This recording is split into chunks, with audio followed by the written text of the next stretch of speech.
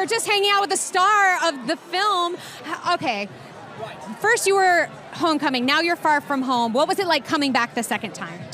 You know, it was amazing. It was really like going on a summer break. Like the first film felt like our first year of school, then we went on a summer break, and then when we came back, it felt like we were picking up right where we left off.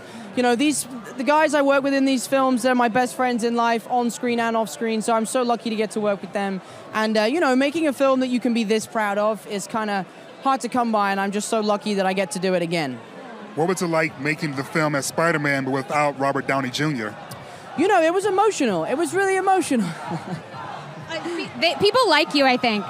They're shouting your name. I think you have fans. It's so sweet. It was really emotional, you know. I've only ever made a Spider-Man movie with Robert, and he's a great friend of mine. And, you know, I was FaceTiming him last night, and he wished me the best of luck. And you know, we'll miss him, but he'll never be forgotten. I heard a rumor, and I don't know if it's true, so I need you to tell me. Does he have a special name in your phone?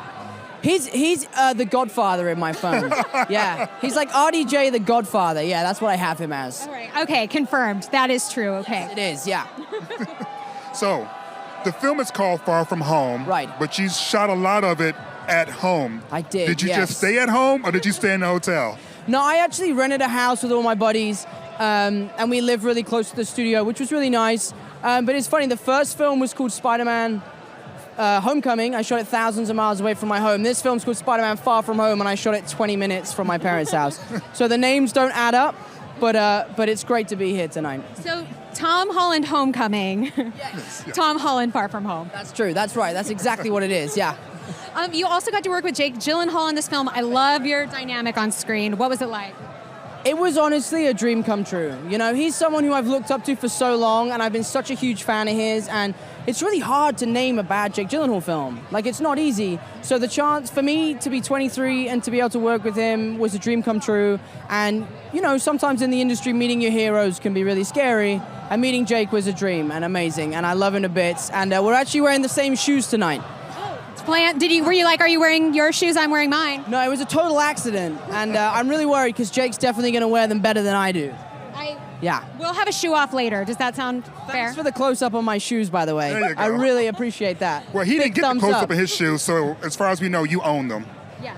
You were at best. Yeah. You heard it here. Well, we would love to keep you all night, but you are literally the star of the show. Say hello to everyone, but thanks for having me. Thanks to everyone at home watching. I love you all so much, and enjoy Spider-Man Far From Home. It's all for you guys.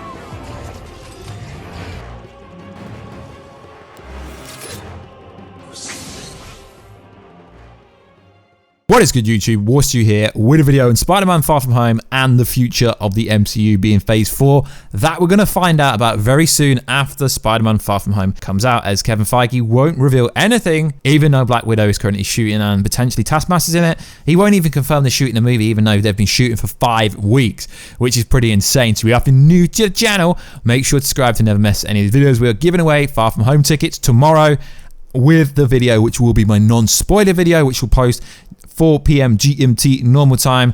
All you gotta do is subscribe to the channel, let me know down below what is going on, and then I'll pick the winner tomorrow. So we've got some interesting questions before Spider-Man Far From Home is actually viewed. So many questions need to be answered.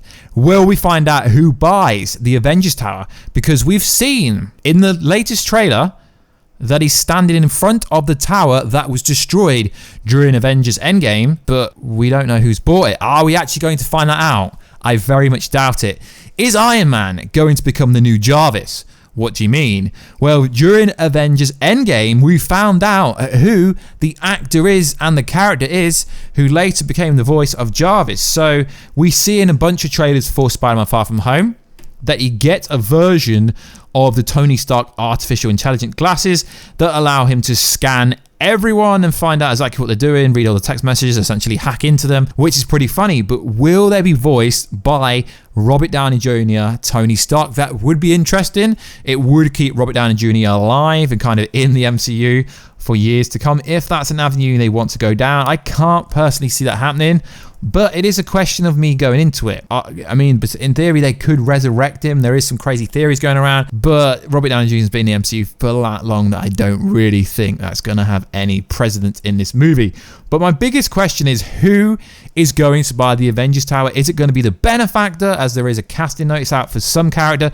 Are they going to show it in this movie? Because obviously, if the Benefactor is who everyone thinks it is, then it's going to be a massive plot point for phase 4, and we know we're getting Spider-Man 3, but the contract runs out after Spider-Man 3, so I don't think they'll introduce that unless they know about what's going on. But luckily, they've still got Amy Pascal at the moment. She switched over to Universal Studios, so at the moment she's still dealing Spider-Man related movies, which is pretty cool. So courtesy of Brandon Davis from comicbook.com, we've got a pretty cool, interesting story. So apparently the new Captain America was actually going to be in Spider-Man Far From Home at one point in time.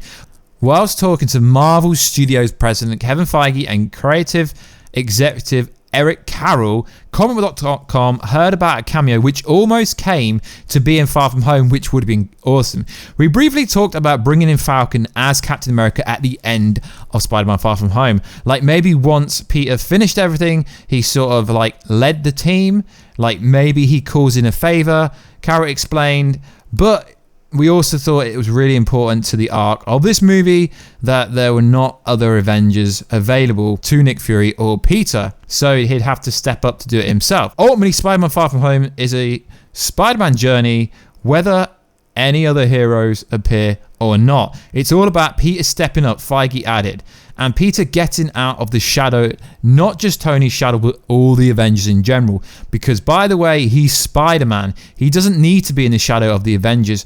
So other than Maria and Nick and Happy, the emotional presence of Tony, you hear he asks about Thor, etc. He asks about Doctor Strange, etc. For now, fans can look forward to seeing Anthony Mackie's version of Falcon in the role of the Falcon and the Winter Soldier series coming to Disney Plus streaming service. It is expected to start production later this fall, whilst Feige is reluctant to go into any detail of anything post-EndGame and how it will affect the MCU until after Spider-Man Far From Home. So we're itching to hear what Kevin Feige's actually going to say about this, which is pretty interesting. So it's also come out recently that in an interview with The Hollywood Reporter that the Doctor Doom project could still be in the work. The Doctor Doom writer confirmed that he had recently sat down with Marvel Studios President Chief Kevin Feige, presumably to discuss Doctor Doom, during which time he'd pitched going even wilder, more experimental with the MCU had gone before. I know this genre can do all these amazing things that MCU is doing, but my feeling is, what else can you do with it? Can we make it surreal? Can we make it musical, not as gimmicky? But all of these techniques are putting you into a subject of experience of these characters. And THR added this: I wrote a script about Doctor Doom in an anti-hero story I really like. We're still talking about making it. I'm trying to get out from under this movie I made last season of Legion, and Fargo is coming back, but better before or worse.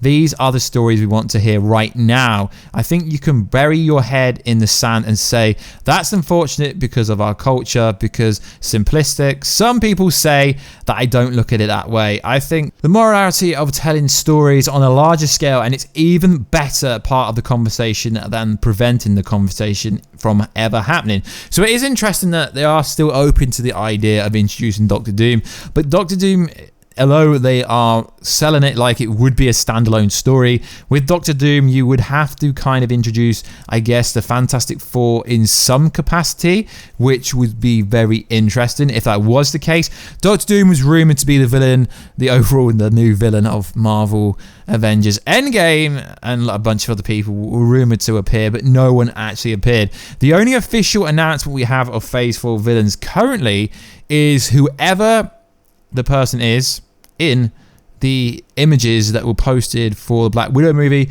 that I think it looks like Taskmaster, but literally it could be anyone. It could be James Olsen from Supergirl. I mean, the suit kind of looks a bit bad, but there is a hood, so everyone's in the comment section is like, no, it's not Taskmaster, but you see the skull on the helmet, you do see the hood, it does look like him, it just looks like they've modified it slightly. So also we've got another pretty interesting story about Tom Holland, which does correlate to something that Amy Pascal recently said, that Tom Holland will feature in everything that she is involved with going forward. So courtesy of Heroic Hollywood, this is actually really interesting. So Spider-Man Into Spidey-verse, Tom Holland actually said at one point he was going to be in the movie.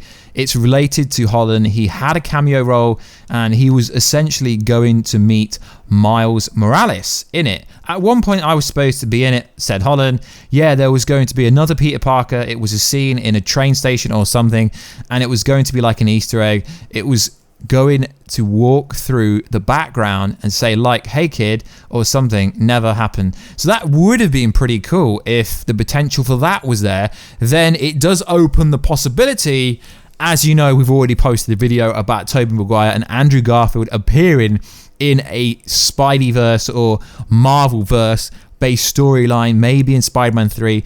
But this all, I guess you're saying, clutches on the idea that Mysterio isn't lying about him and the elementals actually coming from another universe.